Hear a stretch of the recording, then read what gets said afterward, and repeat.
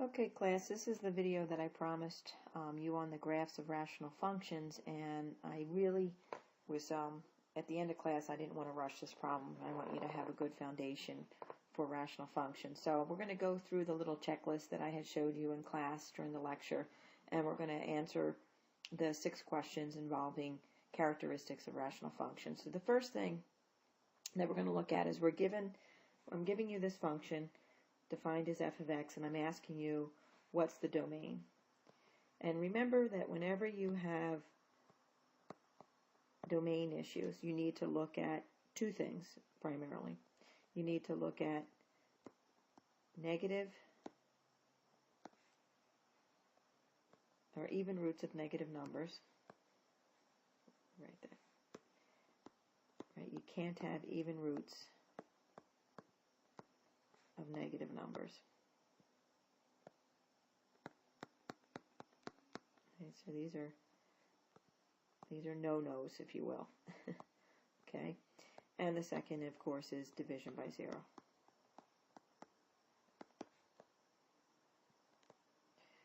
So, generally, if you don't have an even root in the numerator, you're just looking at the denominator. You could have an even root in the denominator as well, which could complicate the domain issue a little bit.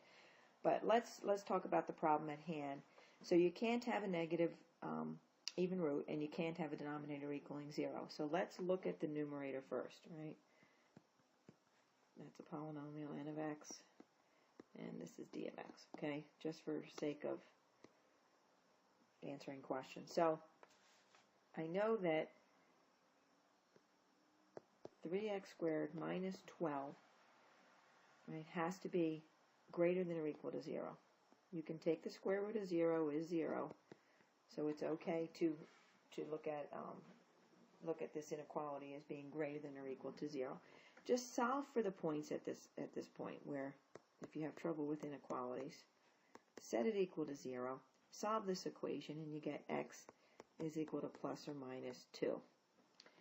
So test some points, and you find that as long as x is greater than or equal to 2 and x is less than or equal to negative 2, you don't get a negative root underneath the radical. So that's your first step in figuring out the domain, right? The second step you have to consider is division by 0. So d of x, looking at the denominator, right, x plus 1, set it equal to 0, and x is equal to negative 1. Well, we already have that exclusion covered because negative 1 is outside this area, all right, the interval. So this actually is the domain. Let me write it in set notation. The domain is equal to negative infinity to negative 2, and you union that with 2 to infinity. And that's your domain. So that's the first question. What's the domain of the function? The second thing that you're going to ask is, what are the roots? And then I asked you if there's any vertical asymptote. So you're going to say, find the roots. Okay, Andrew, sorry about that interruption. Find the roots of f and any vertical asymptotes.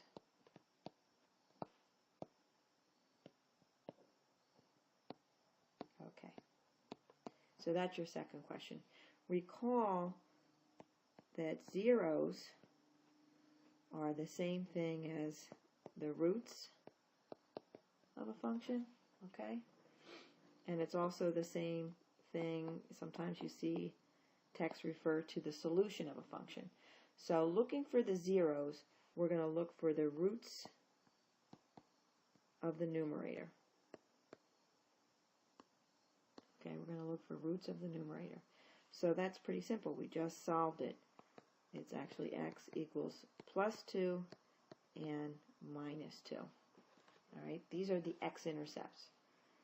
Okay, I should have, most important thing, x-intercepts are the same thing as zeros of the function, or roots of the function, or solution of the functions. All four of those things, of those vocab words, are equivalent.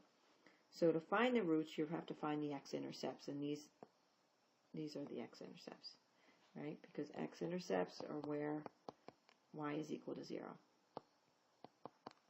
Okay? So that's your second question. The zeros of the function are the x-intercepts, and you set y equal to 0 and you solve for x.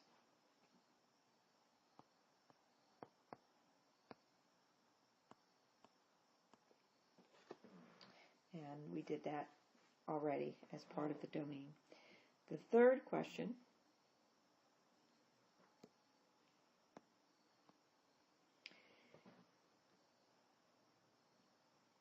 is what are the y-intercepts? What is the y-intercept?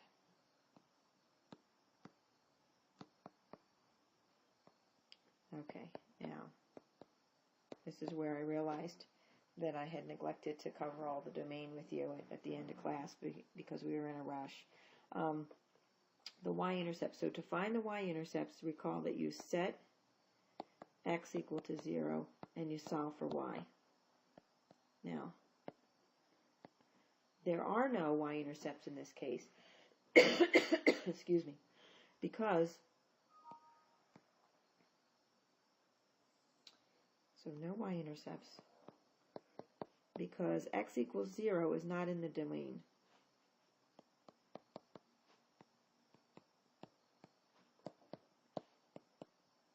And if you were to graph this, and I did, you would see that this looks 1, 2, right? That's your x-intercepts are 2 and -2.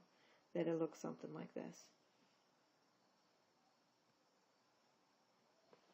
Okay?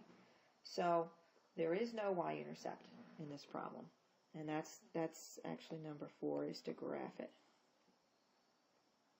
So this was graph the function. So hopefully you can use your graphing calculators and that'll help you. The next question that we usually ask ourselves when defining rational functions is, what are the peaks and valleys? So at what point does this function peak, and at what point does it have a valley? So what are the peaks and valleys?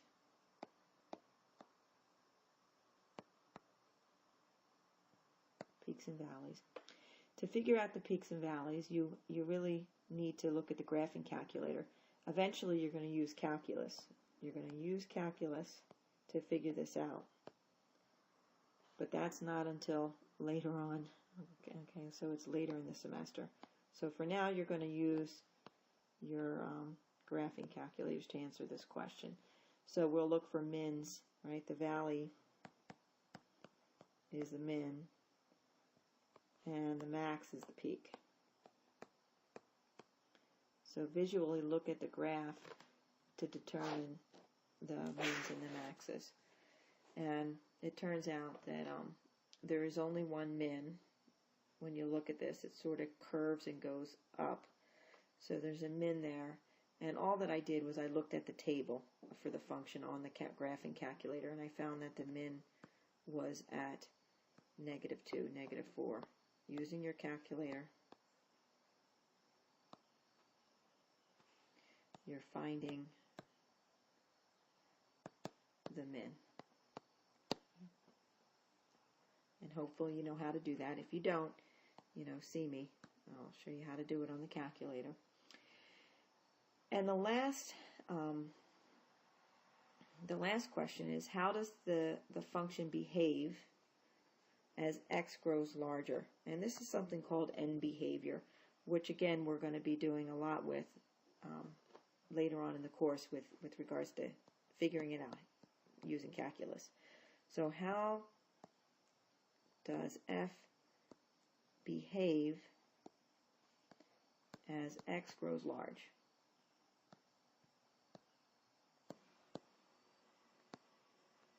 How does x behave when x grows large in magnitude? And that follows up with any horizontal asymptotes. This is a long video. Any horizontal asymptotes, because horizontal asymptotes have to deal with end behavior. So the question is, as x goes to infinity, right? That's mathematics for x grows large. As x grows to infinity, f of x goes to infinity. As x goes to negative infinity, f of x actually approaches a number. And it approaches, and I figured this out algebraically. I will never give this to you on a test. And again, this is calculus. I won't give you this on the exam until chapter 2. But the bottom line is that this thing has a horizontal asymptote. When it approaches a value, then you have a horizontal asymptote. And that's pretty much it for the problem for rational functions. The only thing I want to add to you, and that is back up here where we talk about any vertical asymptotes. And maybe I'll just add it at the bottom, actually. All right, so for number 2, just want to say that vertical asymptotes, pick another color, vertical asymptotes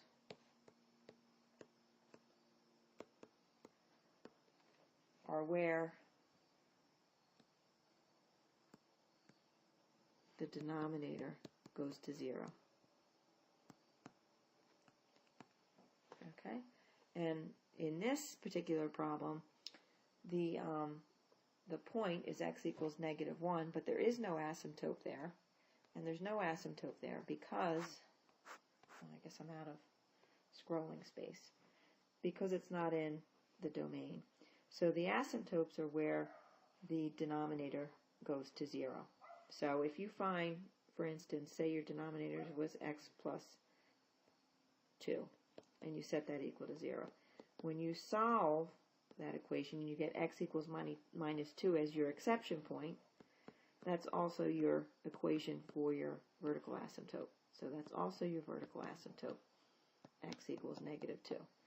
All right, that's just an example. Hope that helps.